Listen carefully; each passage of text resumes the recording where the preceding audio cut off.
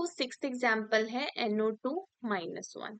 ठीक है, अब देखो NO2-1 सबसे पहले क्या करोगे आप, क्यू निकालोगे, टोटल इलेक्ट्रॉन काउंट। नाइट्रोजन में क्या बैलेंस इलेक्ट्रॉन कितने होते हैं 5, ऑक्सीजन में कितने होते हैं 6, 2 ऑक्सीजन है तो 12। ठीक है, नेगेटिव चार्ज को प्लस करते हैं तो +1। ठीक है, कितना हो गया 6 2 12, 12 + 5 17 + 1 18, तो 18 इलेक्ट्रॉन्स हो गए। अब देखो NO2 बनाना है। ठीक है, सेंट्रल एटम डिसाइड कर लोगे, सेंट्रल एटम कौन सा होगा, सेंट्रल एटम होगा नाइट्रोजन। ठीक है, क्यों होगा, क्योंकि नाइट्रोजन की इलेक्ट्रोनेगेटिविटी देखते हैं सबसे पहले, तो इलेक्ट्रोनेगेटिविटी नाइट्रोजन की कम है, ऑक्सीजन की ज्यादा है ना। तो सेंट्रल एटम नाइट्रोजन हो गया। उसके बाद बॉन्ड पेयर इलेक्ट्रॉन, कितने बॉन्ड्स है, 2 बॉन्ड्स है, यानी कि बॉन्ड पेयर इलेक्ट्रॉन्स कितने होंगे इनके अंदर, 4 इलेक्ट्रॉन्स। ठीक है, उसके बाद क्या होगा, लोन पेयर इलेक्ट्रॉन। ठीक है, लोन पेयर इलेक्ट्रॉन कैसे निकालोगे, 18 - 4 कर दोगे, कितने हो गए 14, 14 इलेक्ट्रॉन्स। ठीक है, 14 इलेक्ट्रॉन्स को अब क्या करोगे आप, करवा दो इनका ऑक्टेट कंप्लीट। ठीक है, ऑक्सीजन पे 2 इलेक्ट्रॉन है, 4 5 6 7 8। ठीक है, हो गया इसका ऑक्टेट कंप्लीट, इसका भी करवा दो। 1 2 3 4 5 6 हो गया, 7 8, 2 बॉन्ड के इलेक्ट्रॉन्स है, हो गया इसका भी ऑक्टेट, इसका भी ऑक्टेट कंप्लीट हो गया। ठीक है, अब नाइट्रोजन बचे, कितने वैलेंस इलेक्ट्रॉन बचे देखो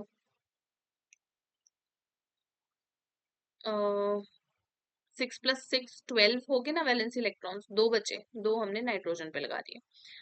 अब देखो क्या नाइट्रोजन का ऑक्टेट कंप्लीट है, तो नहीं, है ना। क्यों, नाइट्रोजन के अराउंड कितने इलेक्ट्रॉन है, देखो 2 2 4 ये बॉन्ड पेयर वाले इलेक्ट्रॉन हो गए। ठीक है, एक लोन पेयर हो गया, तो नाइट्रोजन के अराउंड तो 6 इलेक्ट्रॉन्स है। तो ऑक्टेट कंप्लीट कैसे करवाओगे, लोन पेयर यूज करते हैं हम, है ना। एक लोन पेयर को यहाँ से हटाओ और यहाँ पे इसका बॉन्ड बना दो। ठीक है, तो बॉन्ड देखो सही है ना, है ना। जो लोन पेयर था, ठीक है, वो पहले एक एटम के ऊपर था, उसी लोन पेयर को बीच में बॉन्ड बना दो, तो दोनों का बढ़िया से ऑक्टेट कंप्लीट हो जाएगा, है ना। तो इसको भी 2 की जरूरत थी, यहाँ लग गया, इसको भी वो थे, इसके पास भी वो 2 इलेक्ट्रॉन रहे, अब नाइट्रोजन के साथ भी शेयर हो रहे हैं। अब नेक्स्ट चीज क्या रहती है कि फॉर्मल चार्ज किसके ऊपर क्या आएगा। ठीक है, तो इसको ऑक्सीजन 1 नाम दे दो, इसको ऑक्सीजन 2 नाम दे दो। ठीक है, फॉर्मल चार्ज निकालें अगर फर्स्ट ऑक्सीजन के ऊपर क्या आएगा, वैलेंस इलेक्ट्रॉन्स कितने होते हैं ऑक्सीजन पे 6। ठीक है, minus minus lone pair, lone pair कितने हैं इस पे देखो, लोन पेयर इलेक्ट्रॉन्स कितने हैं 1 2 3 4 5 6, 6 है। ठीक है, minus bond pair electron upon 2, bond pair electron कितने हैं इस ऑक्सीजन पे 2, 2/2 कितना आ गया 1, तो 6 - 6 0 -1 -1, यानी कि इस वाले ऑक्सीजन पे कितना फॉर्मल चार्ज है -1। ठीक है, नाइट्रोजन की बात करें तो फॉर्मल चार्ज और नाइट्रोजन निकाल लो, कितने वैलेंस इलेक्ट्रॉन होते हैं 5, माइनस लोन पेयर इलेक्ट्रॉन कितने हैं इस पे 2, देखो 2 लोन पेयर इलेक्ट्रॉन है। बॉन्ड पेयर इलेक्ट्रॉन्स कितने हैं, कितने बॉन्ड्स हैं 1 2 3 बॉन्ड है इसके अराउंड, यानी कि 6 बॉन्ड पेयर इलेक्ट्रॉन हो गए अपॉन 2, है ना। कितना हो गया 5 - 2 - 3, कितना हो गया 5 - 5, यानी कि 0, इसके ऊपर कोई फॉर्मल चार्ज नहीं आएगा। उसके बाद इस ऑक्सीजन पे निकालोगे, ये भी 0 आएगा, formal charge on second oxygen कितना आ जाएगा 6 - 4 माइनस, कितने हैं इसमें देखो 4 बॉन्ड पेयर इलेक्ट्रॉन है, डिवाइडेड बाय 2, कितना हो गया 6 - 4 - 2 इज 0। तो इस पे कोई फॉर्मल चार्ज नहीं आएगा, यानी कि इसका लुईस डॉट स्ट्रक्चर क्या आएगा, नाइट्रोजन पे आगे 2 इलेक्ट्रॉन, ऑक्सीजन इस पे आप बनाओगे ऐसे electron -1 charge, double bond O, और ये बन गया इसका लुईस डॉट स्ट्रक्चर। ठीक है, उसके बाद देखो अब देखो अब इंटरेस्टिंग है। ठीक है, अब नेक्स्ट है देखो SO3 2-। ठीक है, सबसे पहले तो हम क्या करते हैं, जो लीस्ट इलेक्ट्रोनेगेटिव होता है सेंट्रल एटम, तो ऑक्सीजन तो ज्यादा इलेक्ट्रोनेगेटिव है ना, फ्लोरीन से कम इलेक्ट्रोनेगेटिविटी ऑक्सीजन की, यानी कि सल्फर आ जाएगा सेंट्रल एटम। 3 ऑक्सीजन इसके साथ लगे हैं। ठीक है, लगा दिया हमने ऐसे। ठीक है, अब काउंट करते हैं पहले इलेक्ट्रॉन, क्यू की वैल्यू कितनी आ जाएगी, सल्फर पे भी 6 वैलेंस इलेक्ट्रॉन आते हैं, ऑक्सीजन के ग्रुप में आता है ना, और 3 ऑक्सीजन पे 6 3 18 इलेक्ट्रॉन्स हो गए, प्लस 2 नेगेटिव चार्ज हो गया, है ना। कितने हो गए 18 + 6 कितने होते हैं 24, 24 + 2 26 इलेक्ट्रॉन्स हो गए। ठीक है, बॉन्ड पेयर इलेक्ट्रॉन्स की बात करें तो 3 बॉन्ड है ना, यानी कि 6 बॉन्ड पेयर इलेक्ट्रॉन हो गए। ठीक है, लोन पेयर इलेक्ट्रॉन्स कितने हो गए 26 minus 6 is equal to 20। Lone pair electron हो गए 20। चलो ठीक है, ऑक्टेट कंप्लीट करवाते हैं सबका। 1 2 3 4 5 6 हो गया इस ऑक्सीजन का ऑक्टेट कंप्लीट। फिर इसका करवाते हैं 1 2 3 4 5 6, इसका भी कंप्लीट हो गया। अब इसका करवाते हैं 1 2 3 4 5 6। ठीक है, इसका भी हो गया, इसका भी हो गया, इसका भी हो गया। बचे कितने? 6 3 18। ठीक है, लोन पेयर इलेक्ट्रॉन कितने थे? 20। दो बचे, सल्फर के ऊपर लगा दो। देखो जरा, सल्फर का ऑक्टेट कंप्लीट है। 1 2 3 4 5 6 7 8। यस, सल्फर का भी कंप्लीट है। अब आपको ना ऑप्शन में पेपर में ये भी दिखेगा कि क्या ये करेक्ट लुईस डॉट स्ट्रक्चर है, और आप देखोगे कि सबका ऑक्टेट कंप्लीट है, तो हाँ ये लुईस डॉट स्ट्रक्चर करेक्ट है, but this is not the correct Lewis dot structure. एक बार स्टार्टिंग पे जाओ, और मैंने आपको बताया था कि आपने याद रखना है कि जो सल्फर की वैलेंसी होती है, सल्फर की जो कोवैलेंसी होती है वो कितनी होती है? 2 4 6। जिसमें से 6 अगर उसको मिल जाए तो उसको बढ़िया सबसे ज्यादा स्टेबिलिटी मिल जाती है। तो ना इस स्ट्रक्चर में 2 है ना 4 है। ठीक है, 6 तो रहने ही दो। इसमें तो 3 है, तो क्या सल्फर 3 कोवैलेंसी शो करता है? नो। तो this structure is not stable. तो आप क्या करोगे? आप करोगे कि आपने क्या करना है, एक ऑक्सीजन को आपने, एक ऑक्सीजन का जो लोन पेयर है ना, इसको हटाओ और इसको एक बॉन्ड बना दो यहाँ पे, बॉन्ड पेयर। उससे हुआ क्या? ऑक्सीजन को तो कोई फर्क नहीं पड़ेगा, ऑक्सीजन का ऑक्टेट तो वही रहेगा ना, क्योंकि ऑक्सीजन तो उन्हीं लोन पेयर उसके पास भी रह रहे हो, तो बॉन्ड में जा रहे हो, तो ऑक्सीजन के साथ ही बॉन्ड में जा रहे हैं, तो ऑक्सीजन के पास तो रहेंगे ही वो। लेकिन सल्फर की यहाँ पे कोवैलेंसी कितनी हो गई? 4 हो गई। ठीक है, सल्फर की कोवैलेंसी कितनी हो गई? 4 हो गई। ठीक है। तो अब ना फॉर्मल चार्ज निकालो जरा, फॉर्मल चार्ज। ठीक है, अब देखो फॉर्मल चार्ज निकालो आप फर्स्ट ऑक्सीजन पे। ठीक है, फिर सेकंड ऑक्सीजन पे भी उतना ही आएगा, फिर थर्ड पे निकाल दो। तो अगर आप फर्स्ट पे निकालते हो, देखो कितना आएगा? 6 इसमें वैलेंस इलेक्ट्रॉन्स होते हैं। ठीक है, माइनस लोन पेयर इलेक्ट्रॉन पे कितने हैं? इस पे 6 है, माइनस बॉन्ड पेयर इलेक्ट्रॉन 2 है अपॉन 2। ठीक है, कितना हो गया इस पे फॉर्मल चार्ज? -1। ठीक है, -1। सिमिलरली इस पे भी -1 आ जाएगा। अब इस वाले ऑक्सीजन पे देखो, जो फॉर्मल चार्ज आएगा थर्ड वाले ऑक्सीजन पे कितना आएगा? 6 minus valence electron 4 minus bond pair electron 4 upon 2। कितना आ गया? 0। तो इस पे कोई फॉर्मल चार्ज नहीं। अब एक बार सल्फर पे निकालो फॉर्मल चार्ज कितना आता है। देखो, सल्फर में वैलेंस इलेक्ट्रॉन 6 होते हैं, माइनस लोन पेयर इलेक्ट्रॉन कितने हैं? इसमें 2 है। ठीक है, माइनस इस पे देखो, इसमें बॉन्ड कितने बन गए? अब 4 बन गए, 4 डिवाइडेड बाय 2 कितना आ गया?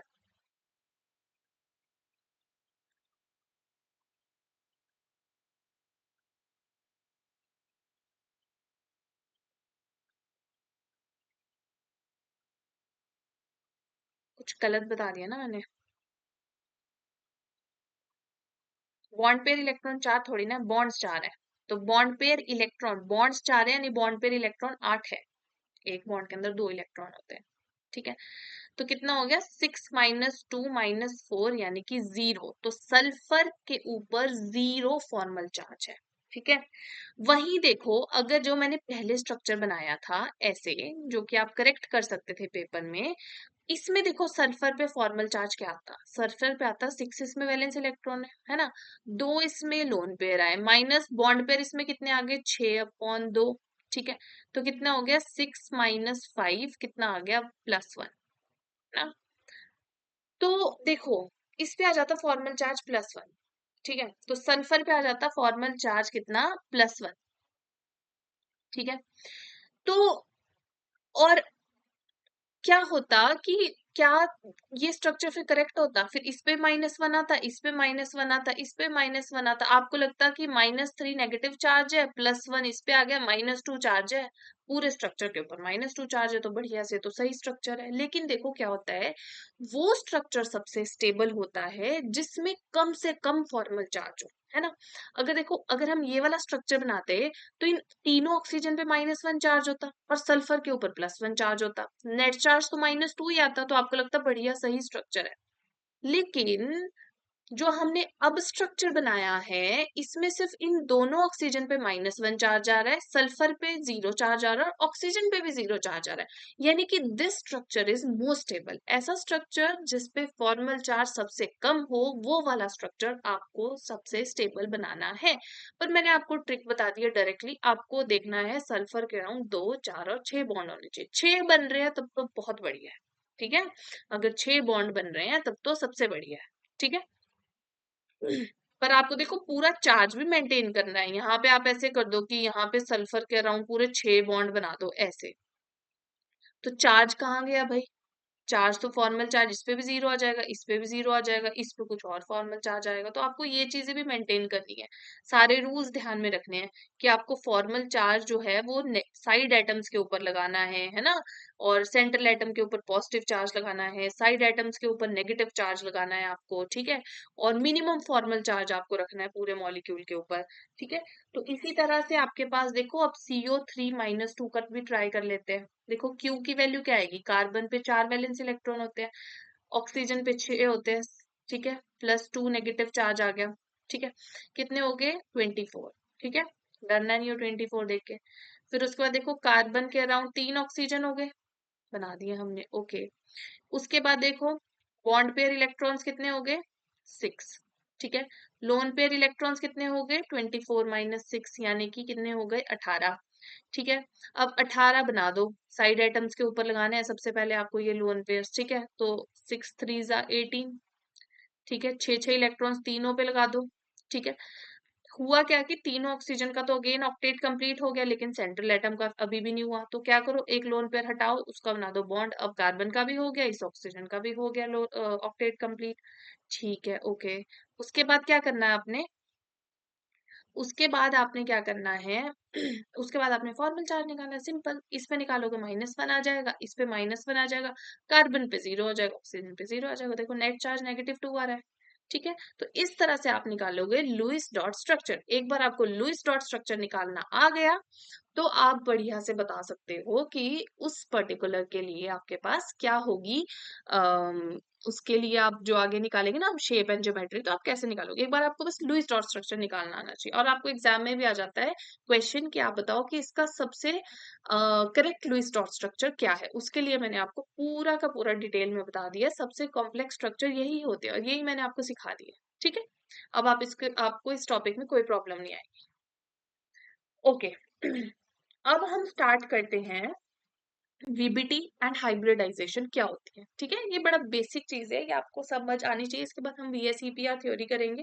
इससे पहले हम ड्रैगोस रूल भी पढ़ेंगे, क्योंकि आपके सिलेबस में है ड्रैगोस रूल, वो भी करना है हमें, ठीक है। वो भी बड़ा सिंपल सा है, ठीक है। उसके बाद वीएसईपीआर थ्योरी सबसे इंपॉर्टेंट है, ठीक है। तो देखो वीबीटी एंड हाइब्रिडाइजेशन हमने समझनी है। सबसे पहले हम देखेंगे वीबीटी, ठीक है। वीबीटी क्या होती है? वीबीटी होती है valence bond theory, valence bond theory, ठीक है। देखो valence bond theory, valence bond theory क्या बोलती है कि वैलेंस ऑर्बिटल, वैलेंस ऑर्बिटल्स, वो वैलेंस ऑर्बिटल्स कौन सी होती है? जो वैलेंस शेल वाली ऑर्बिटल्स होती है, ठीक है।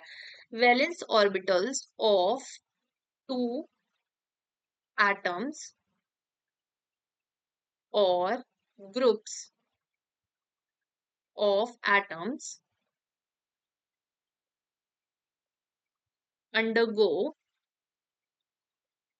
overlapping to form bonds, ठीक है। होता क्या है कि वैलेंस बॉन्ड थ्योरी, ये समझना जरूरी है हाइब्रिडाइजेशन समझने के लिए। वैलेंस बॉन्ड थ्योरी क्या बोलती है कि जो वैलेंस ऑर्बिटल्स होती है किसी भी एटम की या फिर ग्रुप ऑफ एटम्स की, वो ओवरलैपिंग करती है तब बॉन्ड फॉर्मेशन होता है, ठीक है। जैसे कि कार्बन की बात करें तो कार्बन की 6 इलेक्ट्रॉन होते हैं, 1s2 2s2 एंड 2p2। तो वैलेंस शेल कौन सी है? सेकंड शेल, जो सबसे आउटर मोस्ट शेल होती है वैलेंस शेल होती है। इसमें ऑर्बिटल्स कौन से? 2s और 2p। अब जो 2s और 2p होंगे वो ओवरलैप पार्टिसिपेट करेंगे बॉन्ड फॉर्मेशन में, ठीक है। जब उनकी ओवरलैपिंग होगी, ठीक है, जब इन ऑर्बिटल्स की ओवरलैपिंग होगी दूसरी ऑर्बिटल्स के साथ, तो बॉन्ड्स की फॉर्मेशन होगी, ठीक है। जैसे एग्जांपल से बताती हूँ, जैसे ये कार्बन है, ठीक है, हमने मीथेन बनाना है, तो मीथेन कैसे, according to this theory methane कैसे बना है, देखो मीथेन हमें पता है कार्बन में कितने वैलेंस इलेक्ट्रॉन है, चार, चार इसको और चाहिए अपना ऑक्टेट कंप्लीट करने के लिए, ठीक है। तो हाइड्रोजन को अपना ड्यूप्लेट कंप्लीट करना होता है क्या है कि कार्बन की इलेक्ट्रॉनिक कॉन्फ़िगरेशन ये होती है, तो कार्बन पहले अपने एक इलेक्ट्रॉन को एक्साइट करवा देता है ना, एक इलेक्ट्रॉन एक्साइट हुआ, एक 2p में चला गया, ऐसे। अब क्या होगा कि देखो हाइड्रोजन है, हाइड्रोजन की इलेक्ट्रॉनिक कॉन्फ़िगरेशन क्या होती है, 1s1, है ना, इसको सिर्फ एक इलेक्ट्रॉन चाहिए, 1s2 हो जाएगा, ये स्टेबल हो जाएगा। तो हाइड्रोजन का 1s ऑर्बिटल सबसे पहले इस 2s के साथ ओवरलैप करेगा, ठीक है, ये आपस में ऑर्बिटल्स ओवरलैप, ओवरलैप का मतलब एक ऑर्बिटल ये होगी, दूसरी ये होगी, इन्होंने अपने इलेक्ट्रॉन्स, दोनों ने अपने अपने इलेक्ट्रॉन्स को शेयर किया इस तरह से, ठीक है, और दोनों बस बढ़िया से स्टेबल हो रहे हैं, ठीक है, इस तरह से बॉन्डिंग कर रहे हैं। तो वैसे ही 1s और इसका 2s ओवरलैप करेगा, ठीक है, उसके बाद दूसरा हाइड्रोजन का 1s करेगा ओवरलैप इसके 2p के साथ, ठीक है, उसके बाद क्या है अच्छा 2p2 होती है ना, एक इलेक्ट्रॉन एक्साइट, देखो 2p2 होती है, एक इलेक्ट्रॉन एक्साइट हुआ तो यहाँ जाएगा एक इलेक्ट्रॉन, ठीक है, उसके बाद देखो तीसरा 1s हाइड्रोजन होगा वो ओवरलैप करेगा 2p के साथ ऐसे, फिर जो चौथा वाला हाइड्रोजन होगा वो ओवरलैप करेगा इस वाले के साथ, और ऐसे बॉन्ड बन जाएगा, हो गया सबका ऑक्टेट कंप्लीट। इसको भी मिल गए चार इलेक्ट्रॉन, चार हाइड्रोजन के, और चारों हाइड्रोजन को एक एक इलेक्ट्रॉन मिल गया इनके साथ ओवरलैप करके। अब हुआ क्या कि वैलेंस बॉन्ड थ्योरी ने बोला कि इस तरह से ऑर्बिटल्स ओवरलैप कर रही हैं, ठीक है, और ऐसे बॉन्ड फॉर्मेशन हो रही है इनके बीच में। तो मीथेन कैसे हुआ कि मीथेन की चारों तरफ से हाइड्रोजन के साथ ऐसे ओवरलैपिंग हुई और इस तरह से बॉन्ड फॉर्मेशन होगी। अब देखो अगर ऐसा हुआ तो अगर हम इसका 360 व्यू देखें तो हर एक हाइड्रोजन ने, एक हाइड्रोजन यहाँ से आ रहा है, एक हाइड्रोजन यहाँ से आएगा, एक यहाँ से आएगा, एक यहाँ से आएगा, तो जो बॉन्ड एंगल बनेगा यहाँ पे वो कितने का बनना चाहिए, वो बनना चाहिए 90 डिग्री का, क्योंकि ऐसे ही होगा ना, पूरे सर्कल में ऐसे हाइड्रोजन आ रहे हैं तो स्टेबिलिटी के लिए वो बिल्कुल इक्वली आएंगे ऐसे। तो एंगल कितना होना चाहिए यहाँ पे, बॉन्ड एंगल कितना होना चाहिए, बॉन्ड एंगल किसके बीच में होता है, बॉन्ड्स के बीच में, ठीक है, लोन पेयर के बीच में मत निकाल देना, लोन पेयर थोड़ी ना है, बॉन्ड के बीच में होता है बॉन्ड एंगल, बॉन्ड्स यहाँ पे है तो इन बॉन्ड्स के बीच में जो एंगल होगा दैट इज बॉन्ड एंगल। तो बॉन्ड एंगल यहाँ पे कितना है, 90 डिग्री का, कितना होना चाहिए यहाँ पे बॉन्ड एंगल, 90 डिग्री का होना चाहिए, मीथेन के अंदर जो बॉन्ड एंगल है वो 90 डिग्री का होना चाहिए अकॉर्डिंग टू वीबीटी, ठीक है। लेकिन जब हमने एक्सपेरिमेंटली कहानी देखी, एक्सपेरिमेंटली देखा, ठीक है, एक्सपेरिमेंटली जब हमने कहानी देखी तो उसने क्या बोला कि जो मीथेन में भाई साहब बॉन्ड एंगल है वो हमारे पास है ही नहीं 90 डिग्री, वो कितना है, वो है 109 डिग्री एंड 45 मिनट्स, बड़ा ज्यादा बॉन्ड एंगल है, 90 डिग्री से इतना ज्यादा बॉन्ड एंगल है इसका, 90 डिग्री नहीं है। यानी कि जो ये एक्सप्लेनेशन थी वीबीटी की, जो ये वीबीटी की एक्सप्लेनेशन थी वो फेल होगी, झूठ बोला इसने, झूठ नहीं बोला इसने, मतलब अपनी एक्सप्लेनेशन दी बट वो फेल होगी क्योंकि एक्सपेरिमेंटली हमारे पास कुछ और रिजल्ट आया, ठीक है। तो यहां से हमारे पास कॉन्सेप्ट आता है हाइब्रिडाइजेशन का, किसका, हाइब्रिडाइजेशन का, ठीक है, यहाँ पे हमारे पास कॉन्सेप्ट आता है हाइब्रिडाइजेशन का, ठीक है। अब देखो हाइब्रिडाइजेशन क्या बोलती है, हाइब्रिडाइजेशन ना किसने बताया था, पॉलिंग ने, पॉलिंग ने बताया था हाइब्रिडाइजेशन, ठीक है। और पॉलिंग को, जो साइंटिस्ट थे उनको इसके लिए नोबेल प्राइज भी मिला था, अनशेयर्ड नोबेल प्राइज, अनशेयर्ड मतलब कि उनको अकेले को मिला था, ठीक है, अनशेयर्ड नोबेल प्राइज, ठीक है। इतनी बढ़िया चीज बताई थी उन्होंने हाइब्रिडाइजेशन, ठीक है, बहुत इंपॉर्टेंट है, आपको बेसिक समझने हैं ना तो ये चीजें समझना केमिकल बॉन्डिंग की बड़ी ज्यादा इंपॉर्टेंट है, ठीक है। देखो हाइब्रिडाइजेशन कॉन्सेप्ट क्या बोलता है, देखो सबसे पहले तो आपने बात ध्यान रखनी है कि जो ये हाइब्रिडाइजेशन कॉन्सेप्ट है ना ये एक थ्योरेटिकल कॉन्सेप्ट है, इसका कोई एक्सपेरिमेंटल प्रूफ नहीं है, थ्योरेटिकल कॉन्सेप्ट है, ठीक है, कॉन्सेप्ट, ओके, इसका कोई एक्सपेरिमेंटल प्रूफ नहीं है, no experimental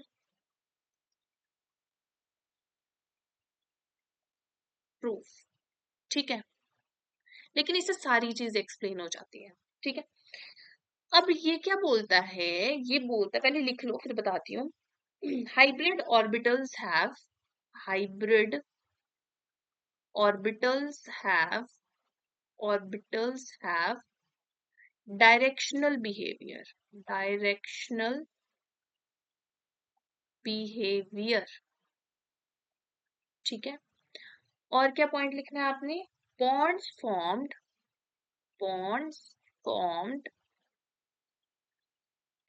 due to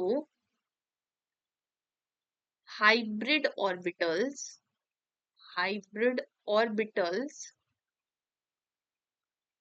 are more strong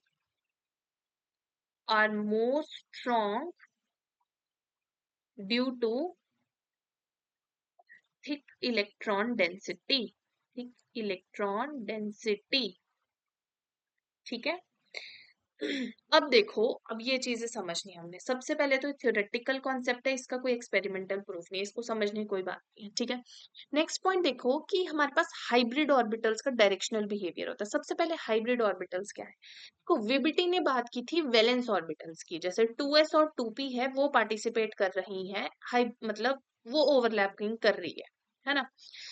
लेकिन हाइब्रिडाइजेशन के कॉन्सेप्ट में पॉलिंग थे जो, उन्होंने क्या बोला, उन्होंने कहा कि हमारे पास जो ये वैलेंस ऑर्बिटल्स होती हैं, ये सबसे पहले क्या करती हैं, ये बनाती हैं हाइब्रिड ऑर्बिटल्स। हाइब्रिड ऑर्बिटल्स मतलब कि क्या है, कि एक नई ऑर्बिटल्स बनाती हैं जिनको हम बोलते हैं हाइब्रिड ऑर्बिटल्स। जैसे कि बात करें मीथेन में कार्बन की, तो कार्बन की s ऑर्बिटल और 3p ऑर्बिटल मिलती हैं पहले और sp3 हाइब्रिड ऑर्बिटल्स बनाती हैं। समझ आया कि कार्बन की जो ये ऑर्बिटल थी s और p, 3p, देखो 3 है ना, 3 होती है p में, d में 5 होती है ना, f में 7 होती है। तो कार्बन के जो ये 3p और एक s ऑर्बिटल थी, ये पहले मिलके एक नई ऑर्बिटल बना रही थी, कौन सी, sp3। अब ये होती है हमारे पास कैसी, हाइब्रिड ऑर्बिटल, जो नई ऑर्बिटल बनी। जैसे प्लांट्स में करते हैं ना, ऐसा एक प्लांट ऐसा बना देते हैं, हाइब्रिड प्लांट्स बना देते हैं, उसी प्लांट में 2 प्लम्स लग रहे होते हैं, उसी में कोई और चीज भी लग रही होती है, 2 फ्रूट्स लग रहे होते हैं। तो इस तरह से जैसे नाशपाती, सेब का एक प्लांट होता है, उसमें दोनों चीजें लग रही होती है, तो हाइब्रिडाइजेशन होती है, प्लांट्स में होती है। वैसे ही ऑर्बिटल्स ने एक नई ऑर्बिटल बनाई, ठीक है, उनको बोलेंगे हाइब्रिड ऑर्बिटल्स। तो सबसे पहले क्या होता है, जो ये ऑर्बिटल्स होती हैं वैलेंस वाली ऑर्बिटल्स, ये हाइब्रिड ऑर्बिटल्स बनाती हैं, ठीक है। अब देखो कितनी हाइब्रिड ऑर्बिटल्स बनाएंगी, भाई जितने बॉन्ड्स बनाने उतनी हाइब्रिड ऑर्बिटल्स बनाएंगी, मतलब जितने यूज होंगे ऑर्बिटल, जितनी यूज होंगी उतनी हाइब्रिड ऑर्बिटल्स बनाएंगी। तो अगर 3 ऑर्बिटल्स कंबाइन करेंगे तो वो 3 ही हाइब्रिड ऑर्बिटल्स बनाएंगे। यहाँ पे कितनी ऑर्बिटल्स हैं, 4, एक s की और 3p की, तो ये 4 हाइब्रिड ऑर्बिटल्स बनाएंगी। कौन सी, 4 sp3 हाइब्रिड ऑर्बिटल्स बनाएंगी, ठीक है। तो अब जो ये नई हाइब्रिड ऑर्बिटल्स हैं sp3, वो ओवरलैपिंग करेगी हाइड्रोजन के साथ, ऐसे। अब वो हाइ उनकी शेप कैसी होगी ये नहीं मैं बता रही हूँ, ठीक है, डिफिकल्ट है क्योंकि बनाना। तो वो पार्टिसिपेट करेंगी बॉन्डिंग में हाइड्रोजन के साथ, वो बॉन्डिंग करेगी। अब हुआ क्या, देखो मैं सिंपल सी ऑर्बिटल्स बनाती हूँ, जैसे s और p है। सपोज ये तो था ना जिसकी 3 ऑर्बिटल, सपोज ऐसा कोई है हमारे पास, जैसे CO2 होता है। हाइब्रिडाइजेशन कैसे निकालनी है वो हम इसके बाद वाली क्लास में सीखेंगे। बट देखो क्या है यहाँ पे CO2 है, CO2 में जो कार्बन होता है इसकी हाइब्रिडाइजेशन होती है sp, ठीक है। यानी कि इसमें s और p कंबाइन होके हाइब्रिड ऑर्बिटल्स बनी होंगी sp, ठीक है। s ऑर्बिटल ऐसे होती है, ठीक है, और p ऑर्बिटल ऐसे होती है, ठीक है। अब देखो जब ये कंबाइन हुई, ठीक है, तो इन्होंने कैसी ऑर्बिटल बनी, कैसे हुई होंगी ये कंबाइन, ऐसे और ऐसे, ठीक है। और क्या बनी होंगी देखो ये प्लस प्लस, देखो प्लस माइनस क्या होता है, प्लस माइनस होता है wave function, plus minus wave function को बताता है। अब देखो थोड़ा सा क्वांटम लेवल पे जाएं तो जो इलेक्ट्रॉन्स होते हैं या फिर एटम्स होते हैं या फिर मॉलिक्यूल्स होते हैं, इनका डुअल नेचर होता है। ये वेव की तरह भी बिहेव करते हैं और पार्टिकल की तरह भी। क्योंकि इनका वेव नेचर होता है इसलिए हम ऑर्बिटल्स को इस तरह से बनाते हैं, है ना, प्लस माइनस वेव नेचर को शो करता है। तो देखो ये ऑर्बिटल्स होंगी एस एस के ऑर्बिटल है पी की, ओवरलैप हुई तो इन्होंने कैसी ऑर्बिटल बना दी, इन्होंने बना दी ऐसी, ये प्लस वाला हो गया, ये माइनस वाला हो गया, ये माइनस वाला हो गया, प्लस वाला हो गया, ऐसे। तो देखो हुआ क्या कि जो ये प्लस माइनस ना इलेक्ट्रॉन डेंसिटी को शो करता है। ये लोब्स होती है, लोब्स होती है जिनके अंदर हमें इलेक्ट्रॉन्स मिलते हैं, है ना। तो अब क्या हो गया, जो वो जहां पे इलेक्ट्रॉन्स मिल रहे थे ना, उसकी इलेक्ट्रॉन डेंसिटी मतलब उसके होने वाली प्रोबेबिलिटी बढ़ गई अब। ठीक है। और अप्रोच जो बॉन्ड बनाने में अप्रोच करना है, वो इलेक्ट्रॉन्स ने अप्रोच करना है, अब वही चीज बढ़ गई, यानी कि बॉन्ड अब और भी स्ट्रांग बनेगा। इसलिए हमने क्या बोला था लास्ट पॉइंट, कि जो बॉन्ड्स बनते हैं इन हाइब्रिड ऑर्बिटल से वो ज्यादा स्ट्रांग बनते हैं, क्योंकि इलेक्ट्रॉन डेंसिटी थिक हो जाती है। थिक कैसे हुई, देखो ऐसे होगी थिक इलेक्ट्रॉन डेंसिटी। ठीक है। तो देखो sp ऑर्बिटल बन गई। अब ये sp ऑर्बिटल पार्टिसिपेट करेगी, ये जो नई ऑर्बिटल बनी, ठीक है, अब ये पार्टिसिपेट करेंगी बॉन्डिंग में। ठीक है। अब पॉइंट्स में आपको बता दूं, अगर s और p ऑर्बिटल्स से हमेशा कौन सी बनेगी, sp बनेगी। अगर एक s की होगी, दो p की होगी, तो कौन सी ऑर्बिटल्स बनेंगी, sp2 बनेंगी। कितनी बनेंगी, 3 बनेगी। वो नहीं आपने ध्यान रखना है, सिंपल ये याद रखो, sp2 बनेगी। सिमिलरली एक s की होगी, 3 p की होगी, तो sp3 बनेगी। ठीक है। एक s की होगी और 3 p की होगी और एक d की होगी, तो क्या बनेगी, sp3d, है ना। और अगर एक s की होगी, 3 p की होगी और 2 d की होगी, तो कौन सी बनेगी, sp3d2, या फिर d2sp3 भी बोलते हैं, d2sp3। ठीक है। अब देखो यहाँ पे दो ऑर्बिटल्स हैं, तो इसकी जो हाइब्रिडाइजेशन नंबर होगा वो कितना होगा, 2। जब दो ऑर्बिटल्स बनाएंगी हाइब्रिड ऑर्बिटल, जब 3 बनाएंगी तो 3, जब 4 बनाएंगी तो 4 हो जाएगा हाइब्रिडाइजेशन, जब 5 बनाएंगी तो 5 हो जाएगा हाइब्रिडाइजेशन, जब 6 ऑर्बिटल्स मिलकर हाइब्रिड ऑर्बिटल्स बनाएंगी तो 6 हो जाएगा हाइब्रिडाइजेशन नंबर। ठीक है। इस तरह से हम निकालते हैं हाइब्रिडाइजेशन नंबर। ठीक है। तो आपने ये चीज ध्यान में रखनी है। ठीक है।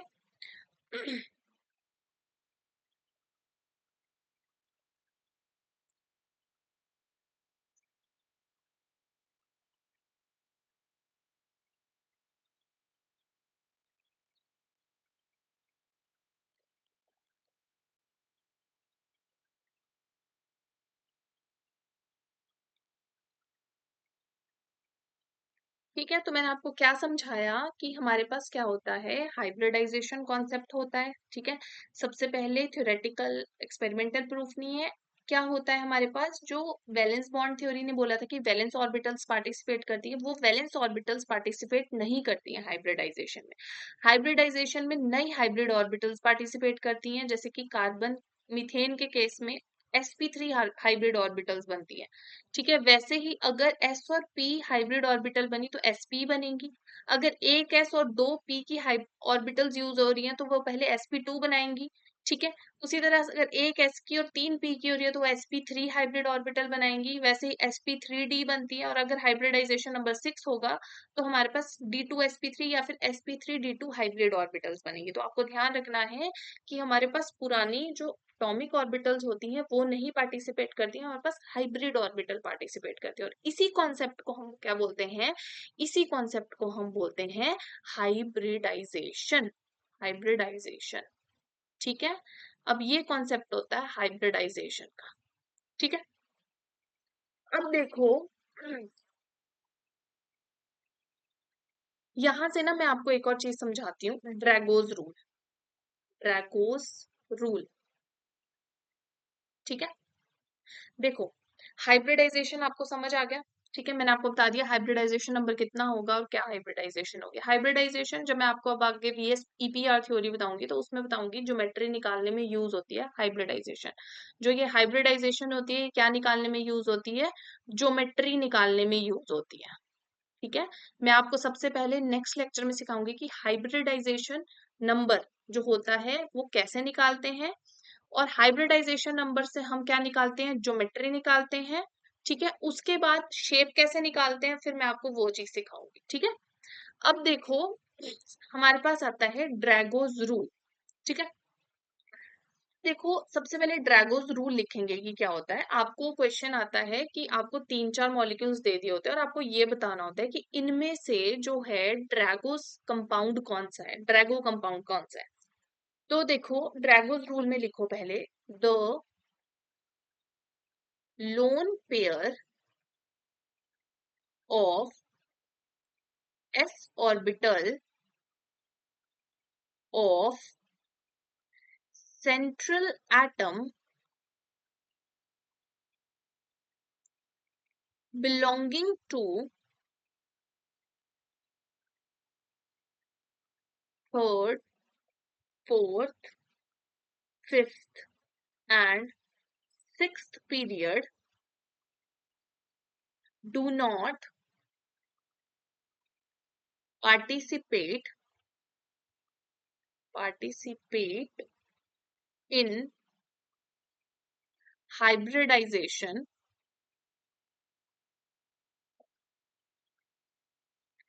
if electronegativity electronegativity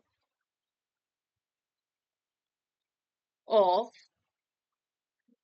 surrounding atom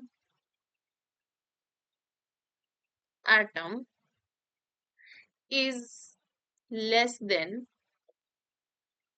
2.5। ठीक है, क्या बोलता है कि जो सेंट्रल एटम होगा, अगर सेंट्रल एटम हमारा कौन सा होगा, सेकंड पीरियड ऑनवर्ड्स, यानी कि third, fourth, fifth and sixth period का होगा। ठीक है, जैसे ऑक्सीजन की बात करें तो ऑक्सीजन में आपको पता है ये आते हैं, है ना, sulphur, selenium, tellurium and polonium, है ना, ये होते हैं। अगर इनमें से ये सेकंड पीरियड के एलिमेंट्स हैं, इनको छोड़ के बाकी जो पीरियड्स के एलिमेंट्स होते हैं, third, fourth, fifth, sixth period के एलिमेंट्स होते हैं, ये इनका जो सेंट्रल एटम होता है, ठीक है, ये हाइब्रिडाइजेशन में पार्टिसिपेट, जो इनका हमारे पास हाँ ठीक है, इनका जो s ऑर्बिटल होगा ये हाइब्रिडाइजेशन में पार्टिसिपेट नहीं करेगा अगर जो सराउंडिंग एटम है उनकी इलेक्ट्रोनेगेटिविटी 2.5 से कम होगी। ठीक है, क्या मतलब हुआ, देखो जैसे अगर हम कार्बन की बात करें, मीथेन जैसे हमने अभी किया था, तो मीथेन में आपने देखा था इलेक्ट्रॉनिक कॉन्फ़िगरेशन क्या थी, 2s2 2p2 कार्बन की, है ना, सेंट्रल एटम की। तो मैंने क्या बताया था कि यहाँ पे क्या थी, हाइब्रिडाइजेशन हो रही थी, है ना। हाइब्रिडाइजेशन कैसे हो रही थी, मैंने आपको बताया था कि एक s की और 3p की मिलके क्या बना रही थी, sp3 बना रहे थे, है ना। तो यहाँ पे क्या हो रही थी, हाइब्रिडाइजेशन हो रही थी। जो s का ये लोन पेयर था, ठीक है, ये भी पार्टिसिपेट कर रहा था हाइब्रिडाइजेशन में, है ना, पार्टिसिपेट कर रहा था ना। s का लोन पेयर पार्टिसिपेट करने का मतलब हो कि s ऑर्बिटल पार्टिसिपेट कर रही थी यहाँ पे हाइब्रिडाइजेशन में, तभी तो sp3 बना। ठीक है, अगर s नहीं पार्टिसिपेट करता तो p ऑर्बिटल ही बॉन्ड बना रहा होता। p ऑर्बिटल अगर बॉन्ड बना रहा होता तो 90 डिग्री का बॉन्ड बनता। अगर हाइब्रिडाइजेशन यहाँ नहीं होती तो s ऑर्बिटल पार्टिसिपेट नहीं करता। अगर s ऑर्बिटल पार्टिसिपेट नहीं करता तो p को बॉन्ड बनाना पड़ता। p को बॉन्ड बनाना पड़ता तो वैलेंस बॉन्ड थ्योरी के अकॉर्डिंगली बॉन्ड बन रहा होता 90 डिग्री का। लेकिन क्योंकि s भी पार्टिसिपेट हुआ इसलिए sp3 हमारे पास और हाइब्रिड ऑर्बिटल्स बनी, इसलिए बॉन्ड एंगल भी चेंज हो गया था, इसका बढ़ गया था। तो देखो क्या है कि अगर कार्बन के अलावा होता सिलिकॉन, जर्मेनियम, टिन या लेड, इनका जो इनका जो s और इनकी भी इलेक्ट्रॉनिक कॉन्फ़िगरेशन ऐसे होती 3s2 3p2, है ना, इसकी 4s2 4p2, इस तरह से। तो अगर इनकी हम हाइब्रिडाइजेशन की बात करते, किसकी, SiH4 की, ठीक है, तो एक हो गया SiH4, एक हो गया SiF4। ठीक है, इस एग्जांपल से समझते हैं। अब सिलिकॉन है हमारे पास, क्या है, थर्ड पीरियड का। ठीक है, अब क्या सिलिकॉन का जो s ऑर्बिटल है वो पार्टिसिपेट करेगा, ठीक है, इन दोनों केसेस में तो मैं बोलूंगी कि इस वाले में पार्टिसिपेट नहीं करेगा हाइब्रिडाइजेशन में, लेकिन इसमें पार्टिसिपेट करेगा हाइब्रिडाइजेशन में। मैंने क्या बोला है कि जब भी सेकंड पीरियड के बाद वाले पीरियड्स के एलिमेंट्स होंगे तो आपने देखने हैं साइड एटम्स। अगर साइड एटम्स की इलेक्ट्रोनेगेटिविटी 2.5 से कम है तो 2.5 से कम हाइड्रोजन की होती है। ठीक है, तो आपने देखना है कि अगर साइड वाला एटम आपके पास हाइड्रोजन है ना, तो आपके पास सेंट्रल एटम का जो s ऑर्बिटल होगा वो हाइब्रिडाइजेशन में पार्टिसिपेट नहीं करेगा। ठीक है, यहाँ तो फ्लोरीन है तो यहाँ पे सेंट्रल एटम का s ऑर्बिटल पार्टिसिपेट करेगा, तो इसमें हाइब्रिडाइजेशन हो जाएगी इसकी sp3। कैसे निकालनी है वो हम नेक्स्ट लेक्चर में सीख लेंगे। ठीक है, और यहाँ पे हाइब्रिडाइजेशन नहीं होगी तो यहाँ पे नो हाइब्रिडाइजेशन। ठीक है, नो हाइब्रिडाइजेशन। ठीक है, तो हम क्या बोलेंगे, ये हमारे पास क्या है, दिस इज ड्रैगोज कंपाउंड। क्या है ये, ड्रैगोज कंपाउंड। ठीक है, तो इसमें क्या होगी, हाइब्रिडाइजेशन नहीं होगी क्योंकि ये ड्रैगोज कंपाउंड है। ठीक है, अब देखो हमने इनर्ट पेयर इफेक्ट पढ़ा था कि जैसे जैसे डाउन द ग्रुप मूव करते हैं s ऑर्बिटल जो होती है वो ज्यादा अंदर जाती रहती है, तो s ऑर्बिटल अंदर जा रही है ज्यादा, है ना। तो साइड एटम ऐसे चाहिए, इलेक्ट्रोनेगेटिव चाहिए इतने कि वो s ऑर्बिटल के इलेक्ट्रॉन्स को बाहर खींच ले। अब फ्लोरीन इतना इलेक्ट्रोनेगेटिव है कि वो s ऑर्बिटल के इलेक्ट्रॉन्स को खींच लेगा, लेकिन हाइड्रोजन की इलेक्ट्रोनेगेटिविटी इतनी कम है, उसमें पावर ही नहीं है कि वो s ऑर्बिटल को बाहर खींच सके। इस वजह से क्या होगा, s ऑर्बिटल कभी पार्टिसिपेट ही नहीं करेगी हाइब्रिडाइजेशन में। तो इस इतना कुछ याद रखने के मत रखो, सिंपल याद रखना है कि सेकेंड पीरियड ऑनवर्ड्स हमारे पास, सेकेंड पीरियड ऑनवर्ड यानी थर्ड फोर्थ फिफ्थ सिक्स के पीरियड के एलिमेंट्स जो होंगे वो उनका जो सेंट्रल एटम होगा वो हाइब्रिडाइजेशन में पार्टिसिपेट नहीं करेगा अगर साइड एटम हमारे पास हाइड्रोजन होगा। अब इसके एग्जाम्पल क्या है ड्रैगोस के, देखो जैसे हो गया SCH2, सेलेनियम आ गया, साइड एटम हाइड्रोजन आ गया, इसमें भी कोई हाइब्रिडाइजेशन नहीं होगी। TeH2 भी इसका एग्जाम्पल हो गया, है ना।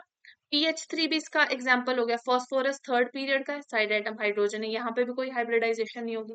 ठीक है, उसके अलावा BiH3 आ गया, है ना, बहुत सारे हो गए, SbH3 हो गया। ठीक है, और आपके पास SH2 हो गया, सल्फर हो गया, देखो थर्ड पीरियड का है, साइड एटम हाइड्रोजन है। ASH2 हो गया। ठीक है, यहाँ पे भी देखो क्या है, साइड एटम H3 सॉरी। ठीक है, साइड एटम हाइड्रोजन है। ठीक है, तो ये सारे क्या है हमारे पास, इन सभी में नो हाइब्रिडाइजेशन होगी, नो हाइब्रिडाइजेशन। ये सारे क्या है, ड्रैगोस कंपाउंड है। ठीक है, ड्रैगोस कंपाउंड है ये। ठीक है, और ड्रैगोस कंपाउंड है, नो हाइब्रिडाइजेशन है, यानी कि VBT के अकॉर्डिंग ही बॉन्डिंग होगी, यानी कि जो बॉन्ड एंगल होगा वो कितना होगा, 90 डिग्री का होगा। हो सकता है आपको बॉन्ड ऑर्डर निकालने को आए तो सबसे लोएस्ट बॉन्ड एंगल 90 डिग्री होता है। ठीक है, तो इनमें बॉन्ड एंगल 90 डिग्री होगा, तो इनका बॉन्ड एंगल वैसे ही सबसे कम हो जाएगा क्योंकि ये क्या है, ड्रैगोस कंपाउंड है। तो आपको याद रखना है ड्रैगोस कंपाउंड कौन से होंगे। ठीक है, तो अब नेक्स्ट लेक्चर में हम करेंगे हाइब्रिडाइजेशन कैसे निकालते हैं। ठीक है, और हाइब्रिडाइजेशन कैसे निकालनी है और ज्योमेट्री कैसे निकालनी है, शेप वगैरह कैसे निकालनी है। ठीक है, थैंक यू।